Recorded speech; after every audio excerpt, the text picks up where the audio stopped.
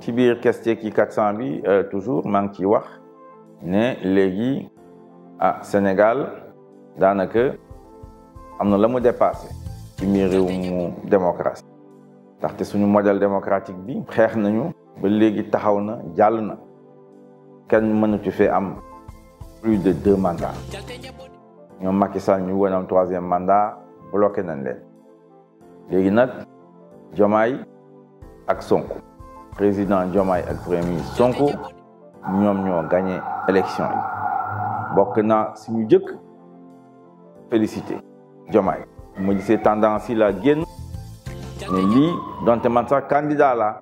mais Diomaye moo gagné nañ ko nangu ñu mën a avancer léegi nag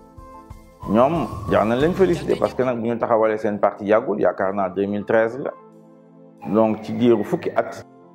xeex nañu ba ñu jël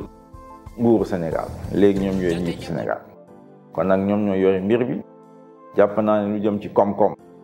war na gën a taxawaat fii ci Sénégal parce que sénégalais nañ ko soxla ci biir campagne bi gis naa ko foo dem ne la nañu passé élection yi jublu ci leneen dund gi dafa jafe xale yi amuñu liggéey ci biir loolu nag ñu ngi déglu ñoom Diomaye ak Sonko ñoom ñoo war a xam fan nañuy tàmbalee leen ñaanal yàlla jàppale leen asalaamaaleykum wa rahmatullahi ba beneen yoon